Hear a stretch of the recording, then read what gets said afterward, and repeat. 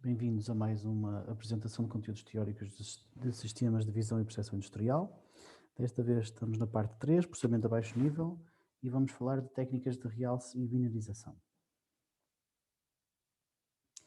Então, os conteúdos são os seguintes: vamos primeiro falar de histogramas, binarização, que é uma operação que se executa sobre imagens, depois variantes da binarização, a global e a adaptativa. Ok.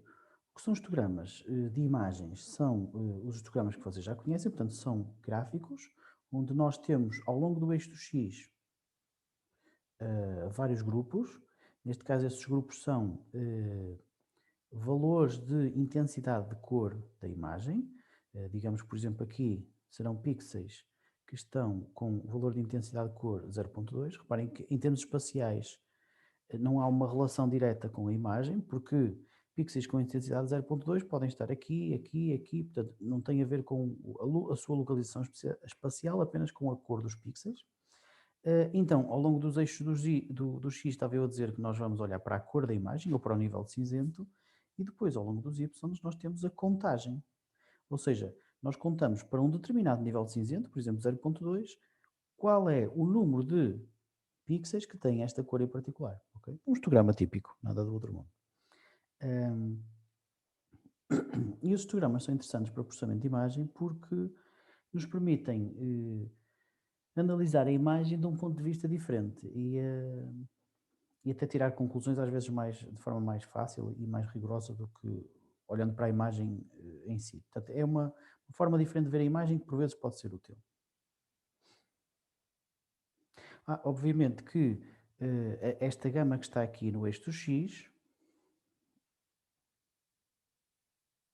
que tem a ver com a cor, já chegamos a essa conclusão, pode variar entre 0 e 1, se estivermos a falar de uma imagem do tipo double, ou entre 0 e 255, se estivermos a falar de uma imagem do tipo o int8, porque o int8 tem 8 bits, 2 levantado a 8, dá 256. Se vocês começam no 0, vão de 0 até 255, que são no total 256 valores, ok?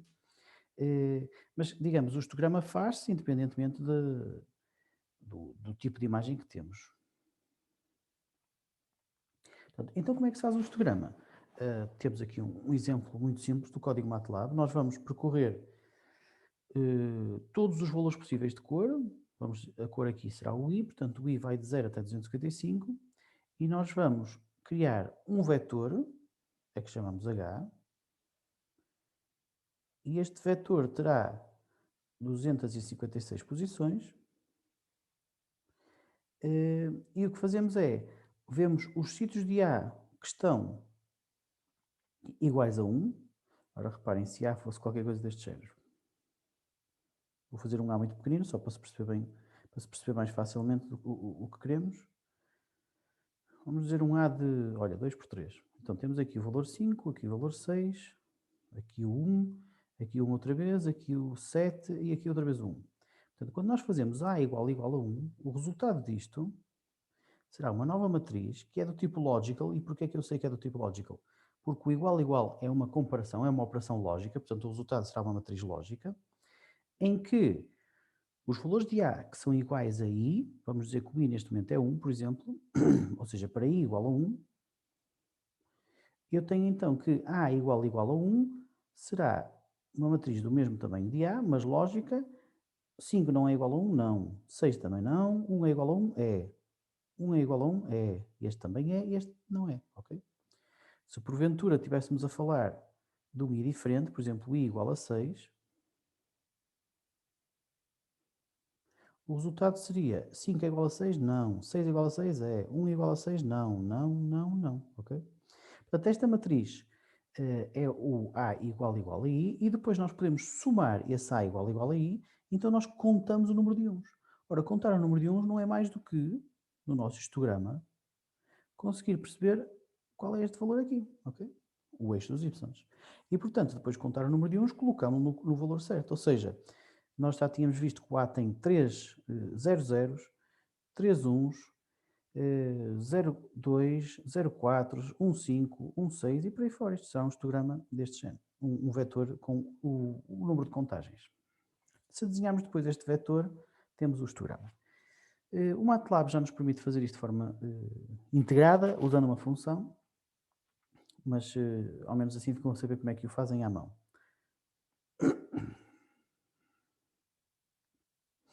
Então, temos aqui alguns exemplos de histogramas e as suas imagens respectivas, que é para tentarmos ganhar alguma sensibilidade, como é que estas coisas são. Temos aqui uma imagem em que isto é uma lixa, salvo erro, e esta lixa está bastante mais brilhante do que a imagem ao lado. Não sei se conseguem ver aqui o histograma, então nós temos, na verdade, duas grandes montanhas no histograma, digamos assim, e é fácil de ver que cada uma destas montanhas irá representar um conjunto de pixels com cores parecidas, porque as montanhas são, digamos, de base relativamente estreita, ou seja, se temos pouca variação em X, quer dizer que as cores são todas parecidas, e que são muito frequentes, ou seja, há muitos pixels com estas cores parecidas. Neste caso desta montanha da direita, isto é um conjunto de pixels com cores parecidas e com cores muito próximas de 255, portanto muito próximo de branco, enquanto que na montanha da esquerda é o mesmo raciocínio, mas as cores desta vez são próximas de preto, portanto terão de necessariamente ser mais escuras. Ora, então se quiser, é fácil de associar que realmente a montanha da esquerda, na verdade, corresponde aos pixels escuros do fundo da imagem, enquanto que a montanha da direita vai corresponder ao objeto que é, neste caso, mais claro do que o fundo. Temos, por exemplo, aqui uma imagem em que tudo está mais escuro. Ora, se tudo está mais escuro, quer o fundo, quer o objeto, quer dizer que ambas as montanhas se deslocam mais para a direita. Portanto, esta veio dali para aqui e esta também veio dali para aqui. Ou seja, quando nós subtraímos, por exemplo, um bias, um valor qualquer, a uma imagem, a todos os pixels de uma imagem, é isto que acontece ao histograma. Desloca-se para a esquerda. Somar, enviar as coisas para a direita, obviamente. Ok? O histograma de uma imagem é qualquer coisa deste género, no caso desta imagem, e se nós fizermos o negativo dessa imagem e calcularmos outra vez o histograma, o que temos é um espelho, não é? É um histograma espelhado em relação ao original.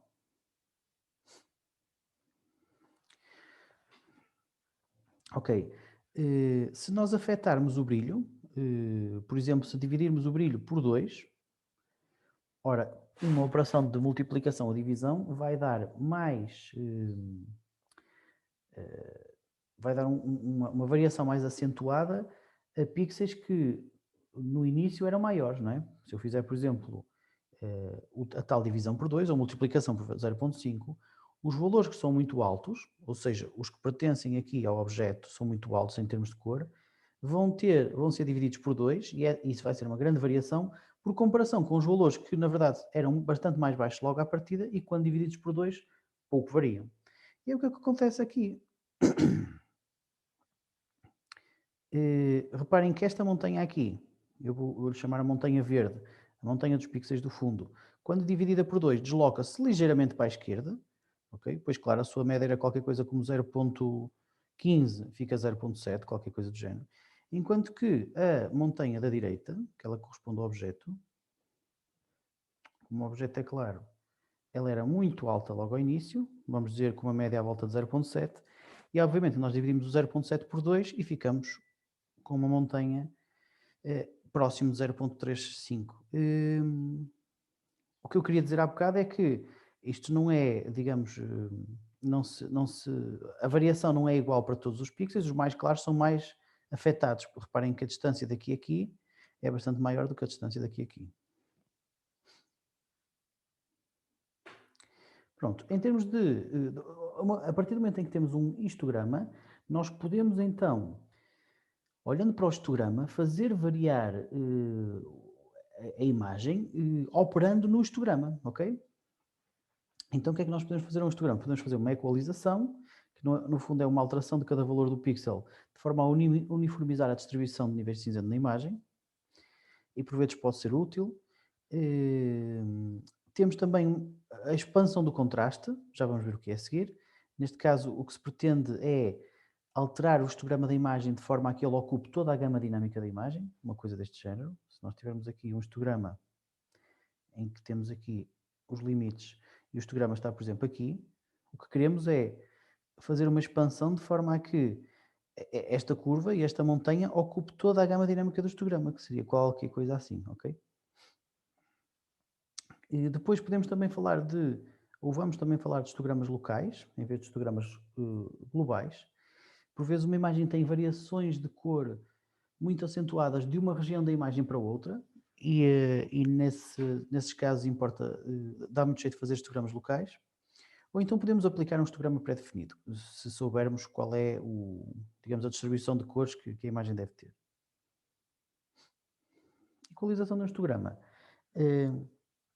Temos aqui a fórmula, não vamos parar, não pretendo que vocês percebam a fórmula, digamos, em detalhe, mas mais o efeito. Portanto, reparem, nós temos aqui o histograma original e depois de fazermos então esta equalização, o que aconteceu é que o histograma ficou distribuído por toda a gama e mais do que isso, há aqui uma uniformização dos níveis de cinzento, ok? Portanto, ele tentou fazer uma distribuição igualitária, por isso o termo equalize. E em termos de imagem, nós passamos de uma imagem que originalmente era esta cá em cima para esta imagem, ok? Portanto, esta equalização por vezes consegue destacar algumas coisas que estão escondidas na imagem original. E já agora, se calhar o ponto importante aqui, ou o que me chama mais a atenção, é que quando nós fazemos uma equalização, de alguma forma normalizamos um histograma. Qual é o valor de ter uma coisa normalizada? É que nós podemos comparar coisas que estão normalizadas, porque se não normalizarmos, digamos, duas imagens ou os seus histogramas, então a comparação pode não ser justa, porque se uma imagem estiver, por exemplo, num ambiente muito mais escuro, enquanto que outra está num ambiente muito mais claro, essa comparação vai dar uma diferença que não tem a ver com a diferença dos objetos, mas sim da iluminação. A equalização consegue endereçar este problema, não digo resolvê-lo, mas endereçá-lo, pelo menos fala. Expansão do histograma, já dei um exemplo há pouco, portanto o que se faz aqui é fazer um alargamento do histograma de forma a que ele ocupe toda a gama dinâmica possível. Normalmente, quando temos uma zona não ocupada à direita ou à esquerda do histograma, ela é, digamos assim, utilizada após a expansão. Nós podemos escolher os limites da expansão com a função ImageAdjust do MATLAB. Tal como podemos expandir, também podemos contrair o histograma, e neste caso o que acontece é exatamente o efeito contrário.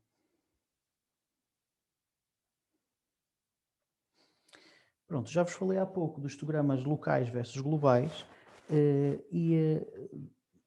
primeiro lugar, antes de falar de técnicas particulares que processem histogramas locais, importa perceber quando é que nós achamos que é útil ter um histograma local. Por exemplo, nesta imagem aqui, nós podemos fazer o histograma dela e temos este histograma. Se porventura dividirmos a imagem em 4, 2, 3, 4, e fizermos o histograma para cada uma destas 4 subimagens, podem ver que o histograma destas subimagens é estes histogramas destas subimagens são muito diferentes uns dos outros. Por exemplo, daqui para aqui é claramente um desvio em X, este ponto aqui não está acolá e por aí fora. Ora, o que é que isto nos indica? Indica-nos que a imagem, ou melhor, que as várias regiões da imagem têm variações significativas na distribuição de cor dos pixels. E assim sendo, uma análise global, como aquelas que estudamos nos slides anteriores, provavelmente não será muito eficaz. Portanto, isto é um indicador de que devemos talvez ir para técnicas locais. Aqui um caso que é notório. Reparem que o lado esquerdo da imagem está muito mais iluminado do que o lado direito, porque há aqui uma fonte de luz que é direcional, altamente direcional, não é? E, portanto, se nós usarmos o histograma global, temos uma coisa deste género. No entanto, se dividirmos a imagem em 4, reparem que os histogramas das subimagens da esquerda, portanto, eu vou chamar aqui o 1 e o 3, são muito, muito diferentes dos histogramas das subimagens da direita, o 2 e o 4, ok? O como era de esperar, porque nós vemos claramente aqui uma fonte de luz que não existe à direita da imagem. Pronto, então histogramas são apenas uma forma diferente, uma janela diferente para olhar para a imagem. Tem informação estatística, há algumas informações que se perdem, nomeadamente a posição dos pixels, mas olhar para a estatística da cor da imagem pode também ser, digamos, um ponto de vista interessante para a processar. Em particular, para o que queremos fazer a seguir, e por isso é que estamos a falar de histogramas, que é binarizar. O que é binarizar uma imagem? Binarizar uma imagem é convertê-la numa imagem lógica onde só temos dois valores possíveis, 0 e 1, ou se quiserem, dito de outra forma, preto e branco. E porquê que isso é interessante? Imaginem uma imagem qualquer que tem um... Olha, por exemplo, vou dar um exemplo em que trabalhei. Uma estrada, depois aqui uma nuvem, depois aqui o sol, ainda bem ali um carro e mais não sei o quê. Uma das coisas que nos pode, que, por exemplo, nós queremos fazer é detectar a estrada para depois fazer condução autónoma. Ora, o que nos interessava era passar de uma imagem deste género, que seria do tipo double, onde o carro é cinzento, a estrada é um bocadinho mais escura, a nuvem é branca, o sol é um cinzento muito claro. E nós queríamos passar desta imagem double para uma nova imagem, eu vou-lhe chamar B, que é do tipo logical, onde, portanto, reparem aqui, se as nuvens eram brancas ou quase brancas, isto era 0.9, aqui seria 0.7, qualquer coisa do género. Depois aqui tínhamos um carro que estava a 0.5, depois tínhamos aqui uma árvore que seria 0.3 e depois a estrada vamos assumir que seria mais escura do que tudo o resto, porque era asfalto, então era com valores 0.1, 0.15, 0.2, 0.1 outra vez e por aí fora, ok? Portanto, estava eu a dizer que nós queremos é obter uma imagem lógica e se queremos encontrar a estrada, o que nós queríamos mesmo era ter qualquer coisa onde a estrada tivesse valores de 1 e tudo o resto valores 0. Okay? Na verdade, estamos a conseguir isolar a estrada ou segmentá-la, é assim que se diz em processamento de imagem, conseguindo perceber que zonas da imagem é que têm a estrada e essas são marcadas a 1 e que zonas é que não têm a estrada e essas são marcadas a 0. E o processo que vai da imagem da esquerda para a imagem da direita chama-se binarização, ok?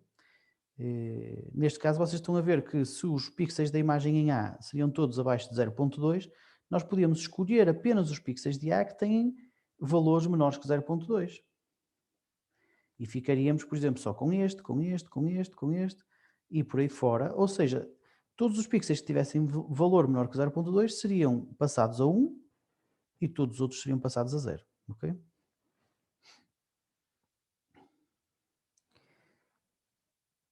Continuando. Então, de forma mais formal, nós podemos falar em limitação e não em binarização. E a limitação não é mais do que a divisão de uma imagem em vários níveis. Normalmente, esses níveis são apenas 2, mas de forma genérica podemos falar em vários níveis. Portanto, em geral, realmente são sempre 2, mas podem ser mais que 2, podem ser 3, 4, 5. Diz aqui que a limitação é das técnicas mais utilizadas em visão e realmente, sobretudo no processamento de imagem clássico, a limitação é muito utilizada. Hoje em dia, com as redes neuronais e por aí fora, talvez não tanto. Ou se calhar até sim, em algumas componentes. E como eu vos tinha dito há pouco, é uma operação que permite separar os objetos do fundo. O que é o fundo? É tudo o que não queremos. O que é o objeto? É aquilo que queremos isolar. Podem pensar no exemplo da estrada, podem pensar numa cadeia, numa linha de montagem onde tem um tapete a passar com peças. E se tiverem uma câmara em cima, olhar para as peças, a imagem dada que esta câmara adquire será qualquer coisa como aqui a pista da linha de. Aí está a faltar o termo. Falta mesmo o termo. Passadeira, não é isso, mas olha. E então nós temos aqui os objetos a passar e o que nós queremos é isolar estes objetos de tudo o resto. Ok? Portanto, o exemplo é o mesmo e usa também a limitação. Temos aqui alguns exemplos de limitação binária. Portanto, limitação binária ou binarização é quando. Perdão, a limitação em geral é quando nós queremos dividir a imagem em x níveis, agora x pode ser 2, 3, 4, o que for. Quando queremos dividir em 2 níveis, chama-se limitação binária ou binarização, que é o termo que eu uso sempre, ok? E aqui um exemplo, nós temos uma imagem e depois vamos pôr vários valores de binarização, ou seja, nós temos que, se calhar eu não expliquei aqui, mas devia ter explicado, temos que olhar para todos os pixels da imagem e ver se eles são maiores do que um determinado T. T vem da expressão em inglês thresholding, ok? Portanto, e que se chama um limite ou limiar de binarização. Portanto, tendo um T, um limite de binarização, nós podemos fazer uma coisa deste género. Se o valor do pixel for maior que T, fica branco, se for menor que T, fica preto, ou menor ou igual que T, fica preto. Mas realmente variar este T, que é sobre isso que este slide fala, se nós fizermos variar este T e o pusermos com valores diferentes, o resultado da binarização é muito diferente, ok? Portanto, já estão a ver que a escolha do valor de T se torna um ponto muito importante na binarização. E, portanto, dado que a escolha de T tem um impacto tão grande no resultado final, na imagem binarizada, nós temos que estudar algoritmos que nos permitam definir de forma automática este valor de T, ok? E porquê? Porque nós não podemos ter uma pessoa, um operador, a definir um T para cada imagem que aparece, ok? Nós temos que ter um algoritmo qualquer que olhe para a imagem e consiga, de alguma forma, especificar um T adequado para aquela imagem em concreto, que depois será diferente da próxima imagem. Ou seja, a questão não é tão simples quanto escolher sempre o valor central. Escolher um T igual a 0.5 não funciona sempre. Por exemplo, aqui, o T central, que será qualquer coisa como este, talvez não seja a melhor solução porque apaga muitos destes grãos de arroz aqui do fundo. Se calhar o T mais adequado seria, por exemplo, o 0.45 ou coisa do género. Depende da imagem. Eu depois posso mostrar aqui outra imagem em que o T se calhar é 0.7, o T mais adequado. A questão é encontrá-lo. Ele é diferente para cada imagem. Portanto, nós vamos tentar vamos estudar algoritmos que fazem o cálculo automático do limite de binarização, ok? Podemos, por exemplo, olhar para as formas mais simples para começar, ou seja, uma solução seria olhar para a imagem e escolher um T que seria igual à média dos pixels do valor de intensidade de cor da imagem. É esta opção aqui, ou a média ou a mediana, por exemplo. Ou então, podemos olhar para algoritmos mais avançados, que são algoritmos que olham para o histograma, e por isso é que nós falamos de histogramas, porque normalmente estes algoritmos que fazem o cálculo automático do limiar de binarização são algoritmos que não olham para a imagem, mas sim para o seu histograma. Se for preciso, quer dizer, muitas vezes o que eles fazem é nós damos-lhes a imagem, eles internamente calculam o histograma e processam o histograma de forma a encontrar o tal T. Depois vamos olhar também para, digamos, uma coisa mais evoluída ou mais avançada, que é quando nós fazemos uma análise automática, mas por regiões. Portanto, mais uma vez, para explicar que nem sempre é simples encontrar um limite de binarização, por exemplo, aqui na imagem A, quando nós olhamos para este histograma, na imagem não, no histograma A, nós temos, parece-nos fácil definir este T1, porque temos duas montanhas claramente distintas. No entanto, por vezes isto não acontece. Isto chama-se um histograma bimodal, porque tem dois modos. No entanto, por vezes aparecem-nos histogramas trimodais ou com N modais. E nesse caso, por vezes nem sequer é interessante escolher apenas um limiar, nós precisamos é mais do que um T1 e um T2. Os algoritmos automáticos que vamos estudar encontram apenas um limiar e não mais do que um. E, portanto, quando os executamos em cima de uma imagem, estamos a fazer a assunção de que o histograma será bimodal, caso contrário o algoritmo não é, digamos, garantido que funcione bem. Mas mesmo pensando em histogramas trimodais, por vezes não é fácil escolher um limite de binarização, ok? É o caso de C. Quando isto acontece, o que está em C, normalmente nós temos é que olhar para a imagem por regiões, porque isto indica que se calhar o histograma não lá está, deverá ser analisado de forma local. Portanto, primeiro vamos estudar algoritmos que permitem fazer a binarização em toda a imagem e não em regiões, e essa chama-se a binarização global. Ou seja, global porquê? Porque há um T que é aplicado a todos os pixels da imagem. Portanto, como já falamos, nós podemos usar uma média e uma mediana, mas normalmente isto funciona bastante mal, ok? Outra solução é usar algoritmos automáticos que calculam de forma iterativa dois grupos dominantes, lá está, por isso é que assumem que o histograma é bimodal, e iterativo porque é um algoritmo que corre várias vezes, não é? Temos, por exemplo, aqui o caso do K-means. O K-means é um algoritmo que pode ser aplicado em muitos contextos. Neste caso é o K-mean para dois grupos, porque assumimos que o histograma é bimodal. Já vamos ver como é que ele funciona, vamos fazer um exemplo daqui a bocado.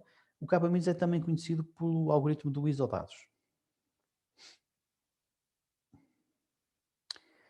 Aqui um exemplo de binarizar uma imagem usando a média ou a mediana. Por exemplo, a média aqui tem problemas naquela moeda e a mediana tem problemas com a iluminação aqui, ok? Nenhum nem outro funcionam de forma completamente convincente. Aqui ainda pior, a média e a mediana, há pouco a média ainda se portava mais ou menos bem, mas aqui já não funciona claramente. E a mediana em nenhum exemplo funcionou. Então como é que funciona o algoritmo de isodados? A ideia é nós termos um limiar de binarização que vai sendo calculado de forma iterativa. Ora, para cada iteração do limiar de binarização, nós vamos calcular uma coisa chamada MB e MF. B é de background, F é de front. Portanto, o background será a imagem, a parte do fundo da imagem e o front será a parte do objeto, do front da imagem. E se nós tivermos, por exemplo, aqui um histograma, vou tentar desenhar aqui. Ok? Temos aqui um histograma. Vamos dizer que o histograma está qualquer coisa assim. Ok? A ideia é nós conseguirmos calcular uma média, portanto, nós partimos, mais uma vez, como eu vos disse, isto é iterativo, portanto, vamos partir de um ponto qualquer, que será, por exemplo, aqui. Vamos dizer que este é o nosso threshold, TK. E vamos agora dizer, vamos pegar em todos os valores que estão à direita de TK e calcular a média deles. E temos uma média do género aqui. E depois pegamos em todos os valores que estão à esquerda de TK e calculamos a média deles. Ou seja, o M background. E a média dá qualquer coisa aqui. Ok?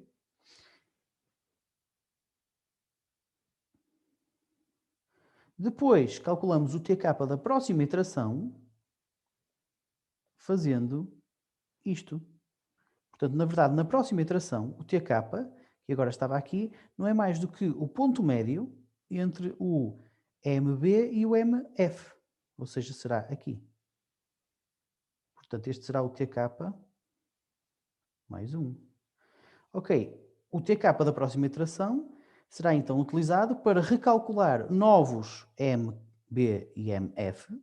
Reparem que eles vão ser diferentes, porquê? Porque este TK variou na próxima iteração e, portanto, a partir daí nós vamos ter uma nova linha vermelha, uma nova linha azul, que dará uma próxima linha verde a partir desta expressão e por aí fora. E continuamos a processar isto de forma iterativa, sem parar, até que TK seja igual a TK menos 1, ou seja, até que TK deixe de variar. Nós vamos fazer este exemplo daqui a bocado, portanto não vou perder mais tempo com ele agora. Aqui é um exemplo do isodados. Atenção que o isodados não funciona sempre de forma perfeita.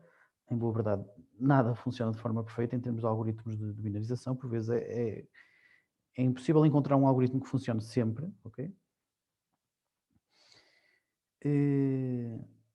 Aqui temos um exemplo, o Isodados aqui até nem se comportou muito mal, mas aqui, por exemplo, eliminou este feijão que está aqui, estão a vê-lo? E este aqui, por exemplo, quase que o descartou.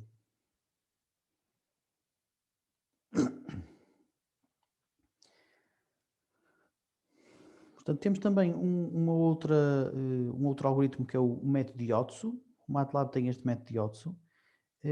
E o método de Yotsu, a ideia principal é admitir que os objetos pertencem a duas classes distintas, obviamente, tal como no caso do Isodados, o fundo, a que chamamos o background, e os objetos, que são o foreground, e depois dizer que cada uma das classes tem uma distribuição de pixels e uma respectiva variância, portanto, como se fossem duas gaussianas, do fundo e do foreground, e depois usar estas equações todas, portanto, onde a ideia principal é descobrir o limiar de binarização T, que minimiza a variância intraclasses. Ok? Portanto, na verdade, podemos falar em minimizar a variância intraclasses ou maximizar a variância interclasses. Ou seja, nós andamos à procura de um valor de T que dê que faça esta maximização. Ok? Se quiserem depois olhar para as equações com mais calma, portanto, isto é só ir fazendo substituições progressivamente, mas na verdade o que nós temos é aqui o sigma ao quadrado W, que é o que nós queremos minimizar, ok? É este valor, sigma ao quadrado W, que é dado por esta expressão aqui, sendo que o Q1 não é mais do que o somatório das probabilidades. Probabilidades porquê? Reparem que eu há bocado desenhei um histograma, qualquer coisa deste género, em que aqui nós pusemos a contagem, ok? Portanto, isto é a cor e aquilo é a contagem. Quer dizer que nós estamos ali no eixo dos y a usar números, sei lá, 500, 1000, depende do número de pixels da imagem, não é? Depende do tamanho da imagem. Mas nós podemos é transformar este valor aqui, que na verdade valeria 500, e que é o chamado H de I, em que I é a cor I, podemos transformá-lo num P de I, em que P é a probabilidade. E como é que se calcula essa probabilidade? Nós fazemos um novo histograma, que fica mais ou menos parecido com este, mas em que aqui nós já não mostramos a contagem, mas mostramos a probabilidade. Ou, se quiserem, a contagem sobre o número total de pixels, ok? A que chamamos probabilidade. Ou seja, se nós dissermos, olha, tivemos este valor para um n de x, dividimos este valor por x, temos a probabilidade. É o que está aqui ao fim e ao cabo. Pronto, e depois continuamos por aqui fora a substituir as equações até ao fim. Eu recomendo-vos que estudem com calma este slide, mas quer dizer, também não é este o foco da cadeira. Acho que vocês devem compreender o algoritmo, mas o que vamos fazer, na verdade, em termos práticos, é usar uma função do MATLAB chamada GrayTrash, ok? Que já implementa o método de Yotsu. Só para dizer que este método de Yotsu é um processo exaustivo. Porquê? Porque o que ele vai fazer é experimentar fazer estas contas para todos os t's possíveis. Portanto, se nós tivermos uma imagem de 8 bits, com 256 valores diferentes, ele vai fazer o t, vai experimentar um t de 0, um t de 1, um t de 2, reticências até um t igual a 255. E depois vê, em relação a esse t, qual é o que dá o menor valor de sigma 2w. E fica com esse t, escolhe esse t.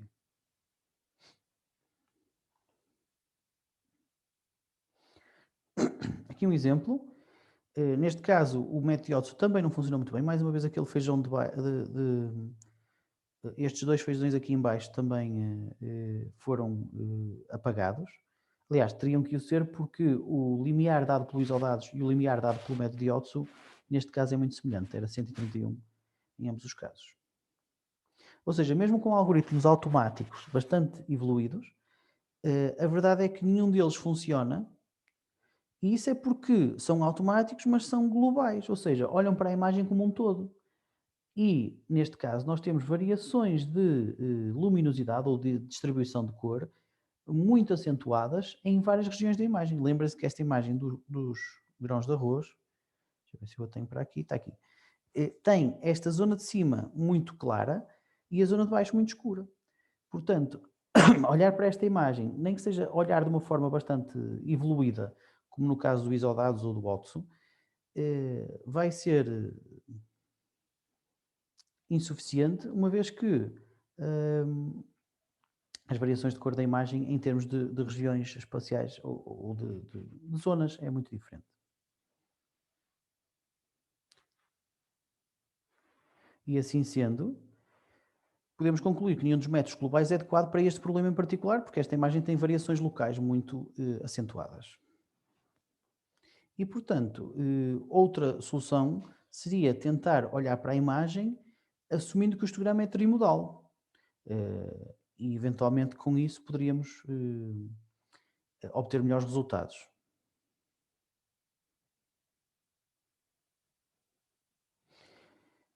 Ok, agora a parte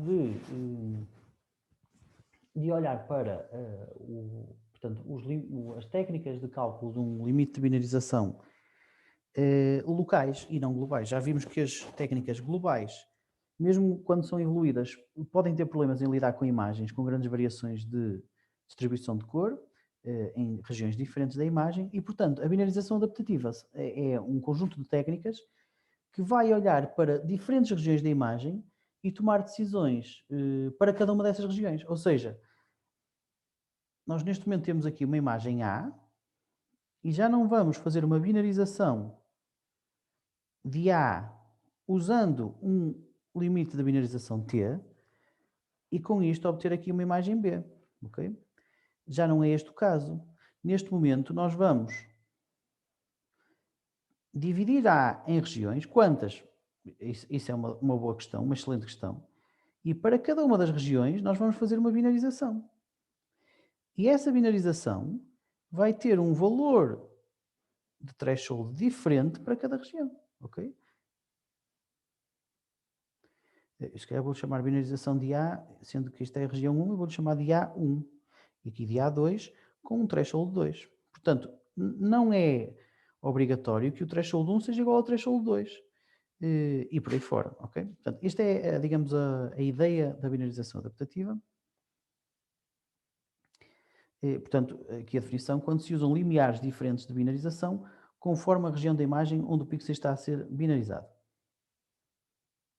E eu, por acaso, costumo chamar-lhe mais binarização local, como está ali, do que adaptativa.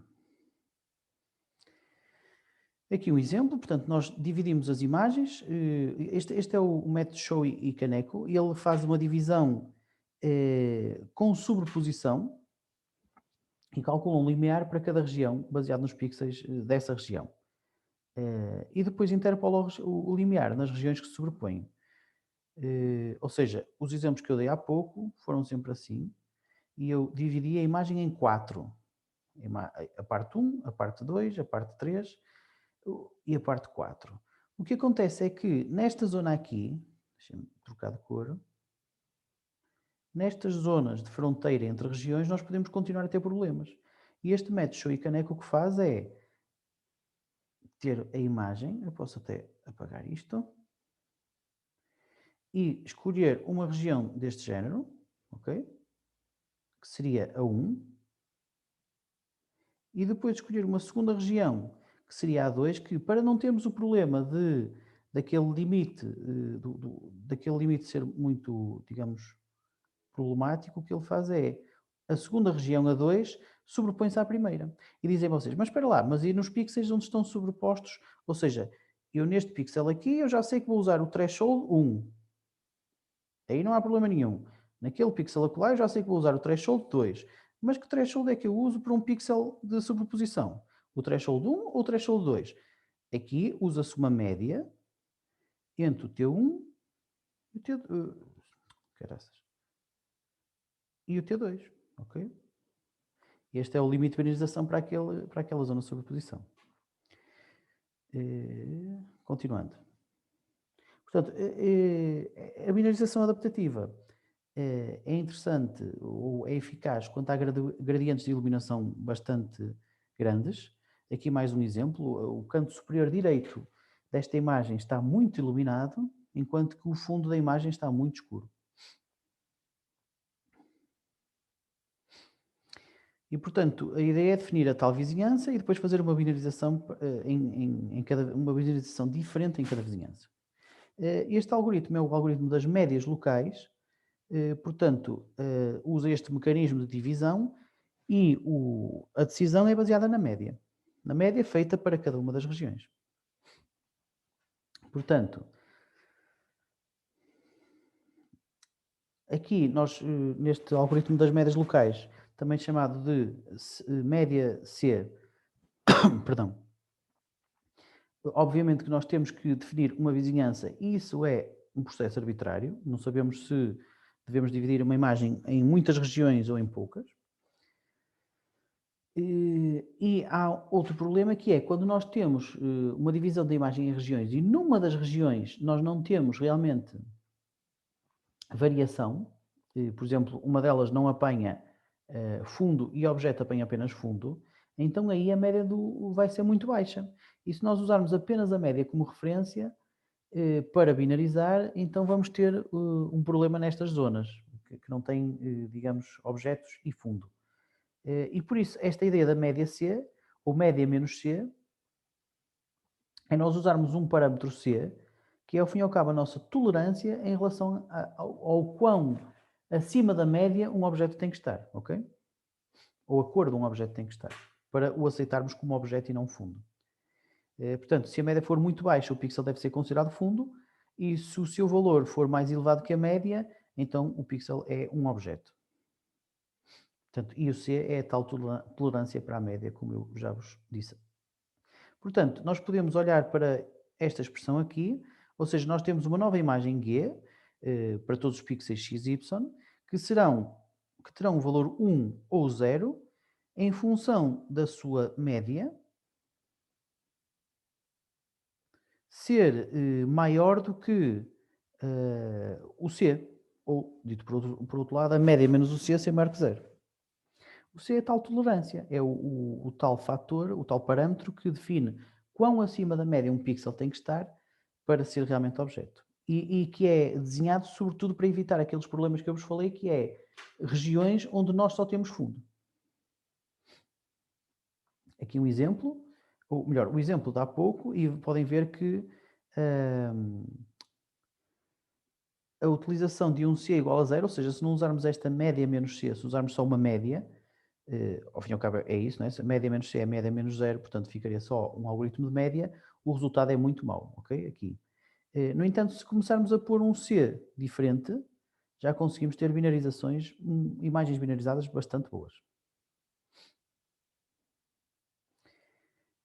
Depois, há, como em todos estes algoritmos, há sempre casos em que, pelo menos um caso em que eles não funcionam bem, portanto, a média menos C não é a solução universal para tudo. Por exemplo, quando há muita textura nas imagens, a média menos C não funciona bem, ok? E é realmente essa a mensagem que eu quero passar, que é, há vários algoritmos, mas nenhum deles funciona em todas as situações, ou de forma perfeita sempre. Convém sempre que a pessoa que está a programar o sistema seja capaz de escolher o melhor método para, digamos, o caso em questão.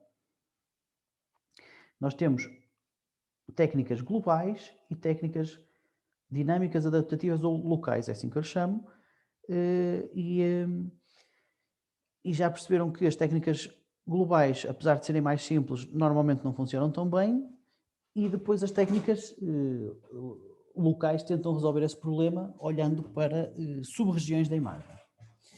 Eu agora ia voltar ao algoritmo dos isodados, mas vou passar aqui para o computador porque vamos tentar implementar o algoritmo dos isodados, ok? Então, vou parar a partilha deste lado.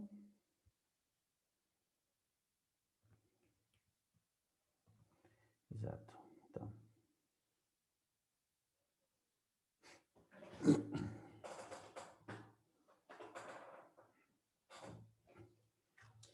Portanto, voltamos ao algoritmo dos isodados e eu quero voltar aqui porque vamos tentar implementá-lo, ok?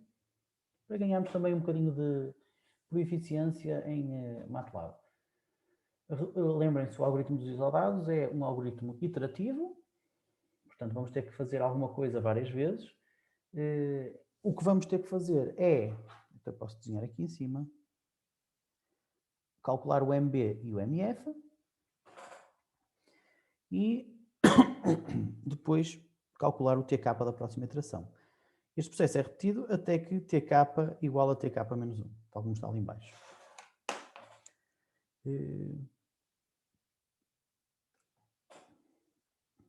Sim, e esqueci-me de dizer, não sei se lembram também, este é um algoritmo global, ok? Então, MATLAB. Bom, parece aqui 2 olhos e uma boca. Ok? Então, eu tenho aqui um isodata.m que já criei e vou começar a fazer o script. A primeira coisa que eu faço sempre é limpar todas as imagens e também o ecrã e as figuras e por aí fora. Então, o que é que nós precisamos? Precisamos de uma imagem. Eu vou fazer uma imagem, vou ler uma imagem chamada coins.png.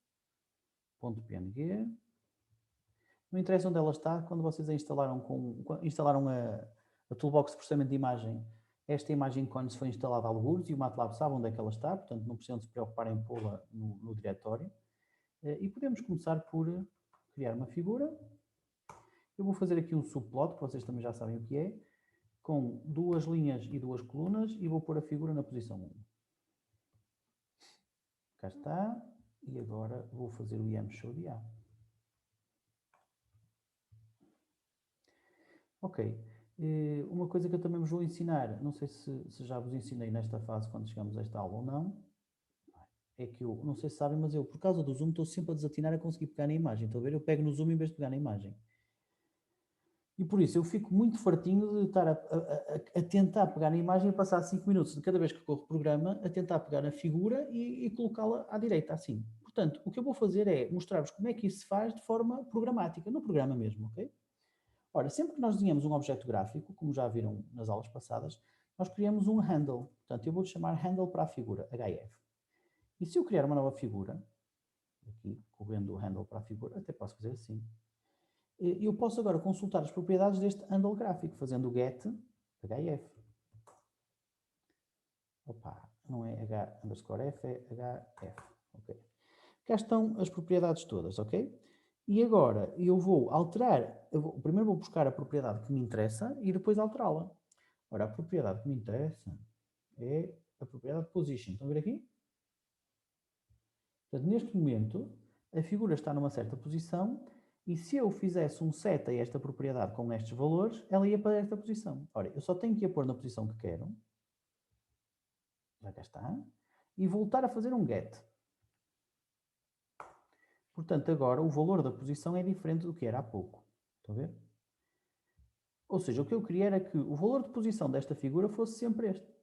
Que é para a figura começar logo ali e eu não ter que andar a arrastá-la. Então, como é que se faz isso? Set HF. Já sabemos que a propriedade é a position e o valor da propriedade é esta lista de 4 valores. Agora, não sei se sabem o que é esta lista de 4 valores. O primeiro é o x do canto superior esquerdo, depois é o y do canto superior esquerdo, depois é a largura da figura e depois é a altura da figura. Okay? Portanto, normalmente, quando são retângulos, definem sempre os retângulos dando esta coordenada x, y, esta largura w e esta altura h. Vamos ver se isto funciona. Pronto, já temos a figura sempre no sítio. Quando eu corro o meu programa, acabaram-se os tempos de andar aqui a tentar arrastar as coisas. Vamos refocar no isodados. Então, algoritmo dos isodados. Ora, nós já temos uma imagem, já estamos a mostrá-la. Agora, como isto é iterativo, nós vamos ter que fazer um processo iterativo, que é como quem diz, temos que fazer aqui um ciclo for. Normalmente, quando é um processo iterativo onde eu não sei, que eu não sei quando vai acabar, deveria usar-se um while, ok? Mas eu fiquei com alergia aos whiles desde que usei o MATLAB em 2005, para aí, 2006, porque os whiles em MATLAB cresciam. Portanto, eu quando quero fazer um processo iterativo, normalmente o que faço é um ciclo for desde i igual a 1 até um número muito grande. Pode ser 1000, por exemplo, para já. Portanto, isto aqui é o iterações. Ups. Iterações. Okay. Isso cá vou escrever em inglês, iterations. Então, o que é que nós precisamos? Precisamos de um valor tk para começar, que normalmente é o ponto médio da imagem. Portanto, eu vou pôr aqui tk igual a 128. Precisamos de calcular o histograma da imagem. Portanto, se fizerem assim, podemos desenhar aqui o histograma até. Histogram. Então, o histograma nós podemos fazer assim. Subplot, vamos pôr o histograma noutro sítio. A minha figura, vou fazer aqui um desenho. A minha figura há de ser isto. E eu estou a dividi-la numa 2x2. Aqui vou pôr a minha imagem A. Aqui vou pôr o resultado da binarização B. E depois aqui vou pôr, nestas duas células, o meu histograma, ok? Porque o histograma até dá jeito que seja largo. Não sei se vocês sabem ou se lembram, mas quando estamos a usar um subplot, a numeração que ele dá é da esquerda para a direita, de cima para baixo. Portanto, este será o 1, este o 2, este o 3 e este o 4. Então, se eu quero desenhar o histograma naquele retângulo azul, eu tenho que pôr aqui um 3,4. Portanto, eu quero a célula 3 e a 4. IMHist, de A. E já cá temos um histograma. Vou apagar aqui isto. Ok, cá está o histograma. Até aqui tudo bem, não é, malta? Podem ver que esta imagem é do tipo o int8, porque nós temos valores no histograma, portanto o eixo do x do histograma vai de 0 a 255, mas se não acreditarem em mim também posso fazer aqui um RUS e podem ver que a imagem é do tipo o int8. Pronto, dito isto, temos que basicamente implementar o algoritmo dos isogados. Temos aqui um valor tk. Este valor tk será usado para calcular o MB. Portanto, se nós vamos calcular aqui o MB, e o MB será o quê? Ups. O MB será o somatório de I vezes HI, em que I é a cor e o HI é o valor do histograma para essa cor, e depois aqui embaixo o somatório de HI. Portanto, o que eu sugiro é fazer um ciclo for que vai percorrer todos estes elementos. Reparem que os somatórios são iguais. Posso fazer um só ciclo for para o numerador e o denominador, mas eu vou ter que calcular o numerador, ou melhor, o somatório do numerador, depois o somatório do denominador e finalmente dividir um pelo outro. Antes disso, ainda me falta um passo prévio, que é, eu não tenho ainda este H, ok? Eu preciso de o calcular. Para isso, posso calcular com a função imhist, help imhist. Vocês podem ver aqui que... não, acho que é hist em vez de imhist, será? Já não me lembro.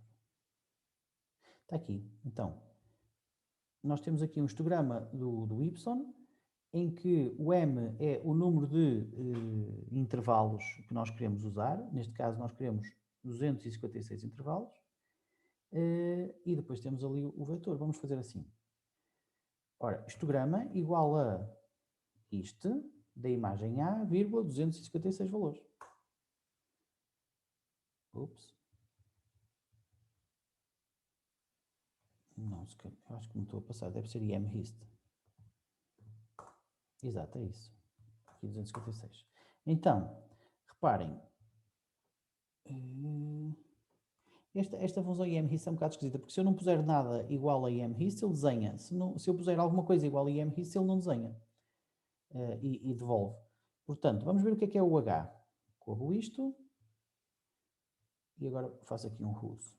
Ora, o H é um vetor de 256 linhas por uma coluna. Ou seja, faz sentido. São os valores de H para cada uma das cores.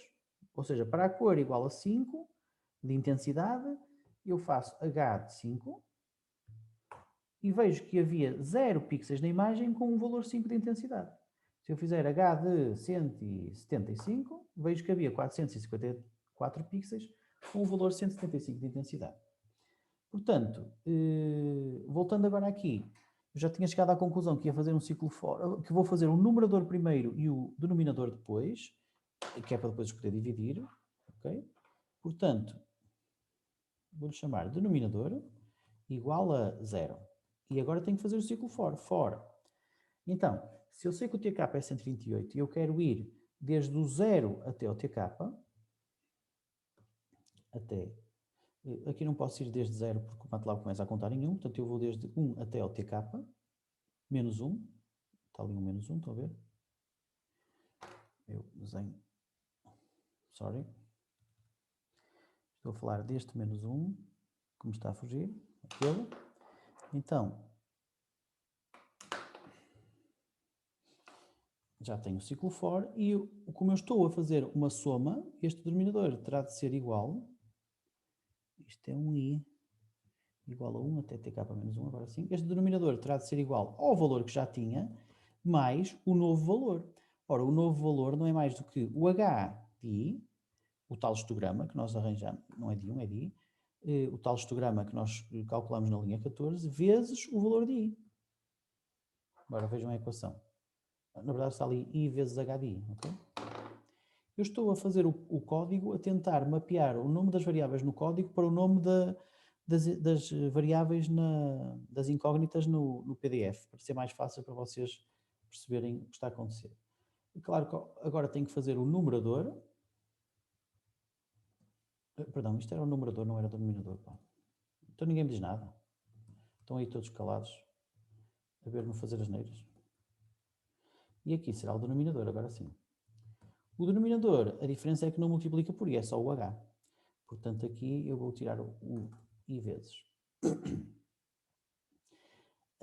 Agora só mais uma coisa, que é, como este ciclo for de baixo é exatamente igual ao ciclo for de cima, eu não preciso fazer dois ciclos for, eu posso calcular dentro do mesmo ciclo for o denominador e o numerador. Okay?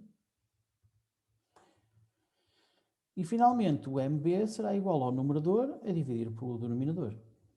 So far so good, acho eu. Neste momento estamos a experimentar, portanto, apesar disto ser um ciclo for que vai de 1 a 1000, eu quero parar o ciclo for logo a seguir à primeira iteração. Ok, ele já calculou o MB e deu 68.7. Parece bem, não parece... Aliás, o MB teria de ser qualquer coisa deste lado, que é o do background, e 68.7. Uma bad color. 68.7 é alguns aqui que não parece mal. Okay? Vamos fazer a mesma coisa para o MF, foreground. Portanto, agora a diferença é que nós, em vez de irmos de 0 a tk menos 1, vamos de tk menos 1. Não, perdão. Em vez de irmos de 0 até tk, vamos de tk até ao final. Então, eu vou copiar isto. Aqui está. Então, aqui vamos de... Ali íamos de tk menos 1, agora vamos de tk até ao final, e o final sabemos que é 255, porque começamos em 0 a cor. A mesma coisa, e depois temos o MF e não o MB. Ok, já cá temos um MF e um MB. Depois temos um MF e um MB. Também já conseguimos calcular o próximo TK, que será MB mais MF a dividir por 2. Pronto, já temos aqui o nosso algoritmo mais ou menos a funcionar. Reparem que este valor de TK, quando passarmos para a próxima iteração, já vai afetar a próxima iteração, lá está. Porquê? Porque já será usado para recalcular um novo valor de MB e um novo valor de MF, ok? Então, agora vamos só fazer coisas para isto ficar um bocadinho mais fácil de perceber o que está a acontecer. A primeira das quais é fazer aqui um display.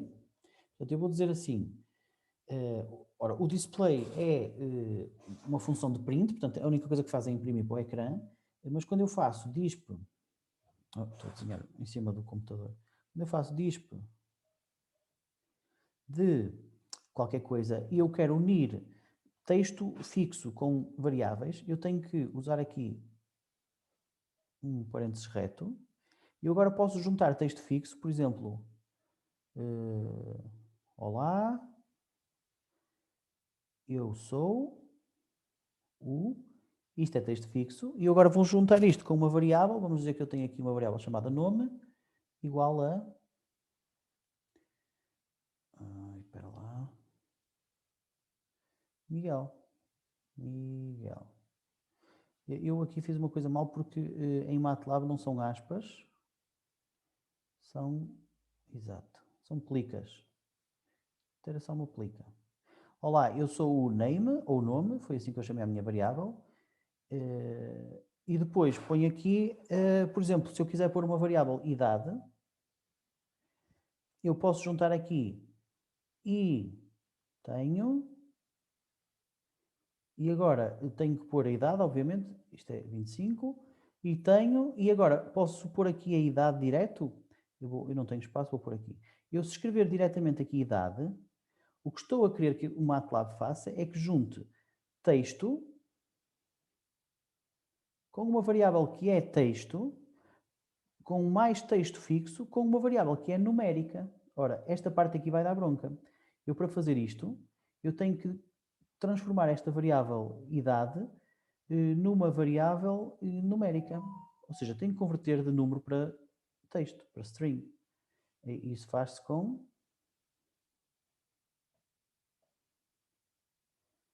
num to str, number to string, do idade. Está aqui um erro gigantesco que eu não estava a ver, que idade não é 25, é 22. Eu tenho 22. Ok? Portanto, isto é como se faz para juntar texto e variáveis numa só string, para depois podermos imprimir essa string. Eu vou usar esta lógica aqui. Ora, disp, abrir os parênteses retos, eu vou dizer assim, iteração, e vou juntar aqui o valor da iteração, que é o valor, eu não vou chamar aqui, não posso usar aqui um i, e aqui também um i, isto está a dar bronca, não é? Não posso usar is, portanto este vai ser o k, mais uma vez para ser de acordo com o que está aqui. Portanto o k é a iteração, aqui nos slides, e portanto aqui temos a iteração, agora tenho que pôr aqui o k, mas não posso pôr porque ele é numérico, portanto tenho que o converter primeiro para texto, num to string de k, portanto a iteração não sei quantos, mb igual a, vou juntar ao num to str de mb, ponto e vírgula, mf igual a, vou juntar ao num to str de mf, e já agora ainda posso fazer aqui, deixa-me fazer aqui as reticências, e agora, ponto e vírgula, tk, na verdade este será o novo tk, new tk, igual a num to str de tk. Acho que está ok. Então, vamos correr outra vez. Portanto, o gajo imprime esta mensagem toda bonitinha a dizer iteração 1, o MB foi isto, o MF foi aquilo e o novo TK é aquele outro. Reparem que este TK tem que ser um valor inteiro, porque depois nós vamos percorrer desde 1 até TK, isto não pode ser desde 1 até 126.94, tem que ser 126 ou 127. Portanto, quando nós calculamos aqui o TK, depois arredondamos o seu valor à unidade mais próxima. Então, dito isto, agora o TK já é um arredondamento. O que é que me falta mais aqui? Vamos também aproveitar. Também podemos aqui deste lado, era a minha intenção, nesta zona aqui, desenhar aqui a imagem binarizada usando o limite de binarização que estamos aqui a definir em cada iteração do ciclo. Portanto, podemos também fazer assim. Subplot 2,2,2, que é a célula 2, e aqui fazemos um IMShow de a binarização da imagem A usando o limite TK.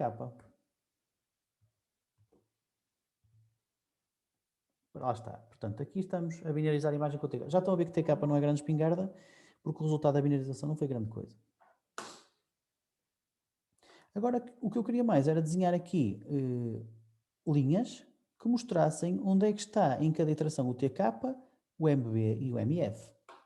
Para isso vou fazer aquela lógica dos sets e dos gets.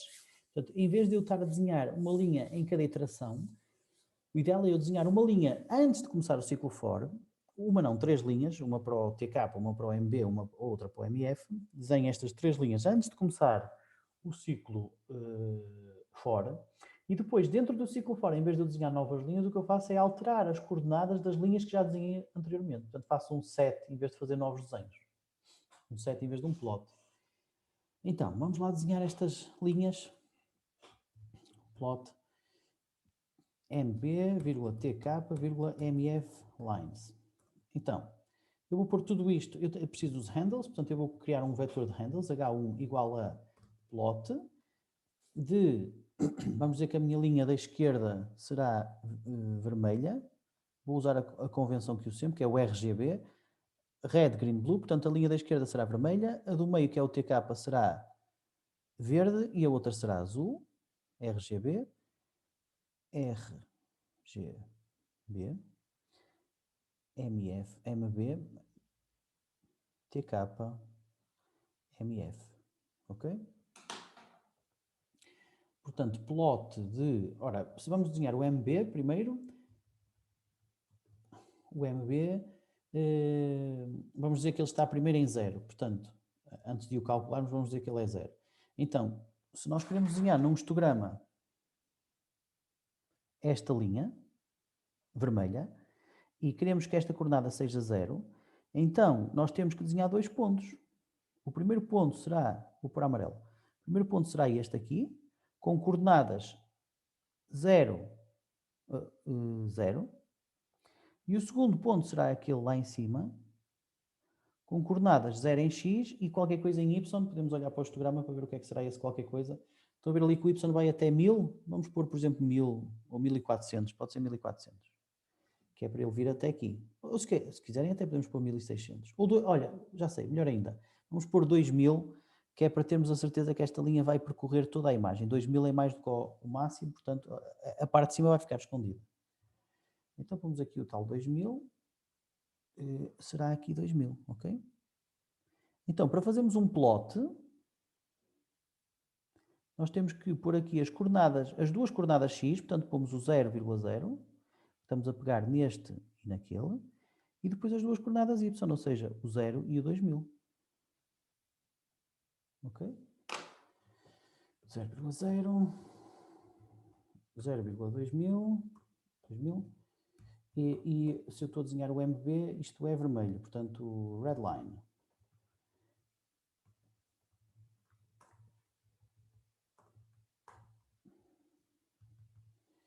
2, 3. Aqui, este será TK, podemos pôr aqui o TK antes. Okay. Aqui será o TK.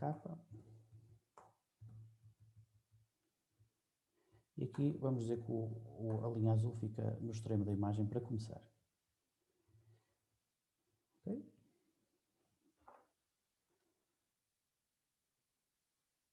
Ora, agora, nós temos aqui este H1. Se eu fizer get de H1, este é um... Ups, isto apagou. Não vi. Okay? Exato. Get de H1.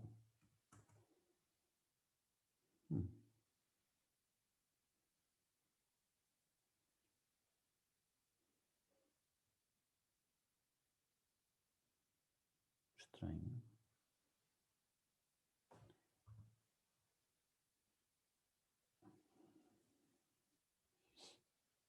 Já percebi. Portanto, eu tenho que pôr aqui um hold on, porque senão os objetos são apagados. Então, o H1 tem várias propriedades. Aquela que nos interessa mudar, à medida que fomos calculando um novo valor para o MB, neste caso, é a propriedade xdata. Onde é que ela está? Ydata, falta-me xdata. Xdata, cá está. Portanto, ele agora vale 00, depois vai valer MB. Ou seja, eu depois de calcular tudo isto, só tenho que fazer assim, set de H1, vírgula, qual é a propriedade? X data, quais são os novos valores? NB, vírgula, NB. TK, TK, MF, MF. 2, 3. Ora, aqui está. Já temos as linhas. A TK é a linha do meio, é a linha verde. Depois o MF é azul e a outra é vermelha. Mas vocês não precisam de saber isso. Legend de H, vírgula. Por isso é que eu fiz um vetor de handles. E agora podemos pôr aqui um. Portanto, o que é o primeiro? O primeiro é o MB. O que é o segundo? É o TK. E o terceiro é o MF. Ups, alguma coisa correu mal. A MF também é texto. Ok, já temos aqui. Portanto, a única coisa que nos falta é ver o algoritmo a evoluir ao longo do tempo. Nós podemos, em vez de fazer aqui o tal break, fazer aqui um pause. Ora, aqui está. E depois, se formos para outra iteração, vêm as linhas a mexer, ok? Agora as linhas já não mexem, porque o algoritmo já estabilizou e neste momento o que nós devíamos ver era acabar porque ainda não implementamos esta condição aqui, quando o TK é igual ao TK menos 1, aborta. Ora, nós podemos dizer assim,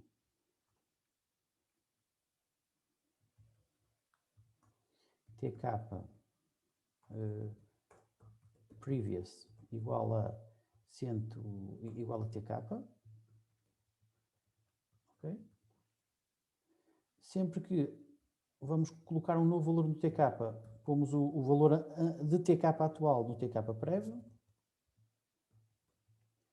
E depois aqui no final, dizemos assim, se o TK for igual ao TK prévio, então para de fazer as coisas. E já agora diz qualquer coisa do género isodata finished. Ora, e vamos nós tentar fazer isto. Então, cá estamos nós. Neste momento estamos na iteração 1, ele está à espera porque está aqui no pause. Se eu carregar no Enter, ele vai para a iteração 2 e as linhas mexem um bocado.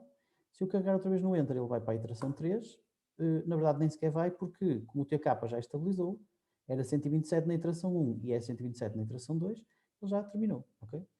Portanto, isto é um processo iterativo, mas que tem muito poucas iterações, neste caso foram só 2. E eu posso é tentar variar o valor de TK inicial, que é para tentar obrigá-lo a fazer mais algumas iterações.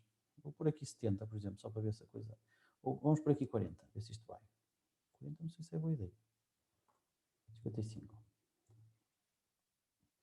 Então, estão a ver que isto começou completamente ao lado, porque o algoritmo verde, perdão, a linha verde do TK está muito longe do sítio.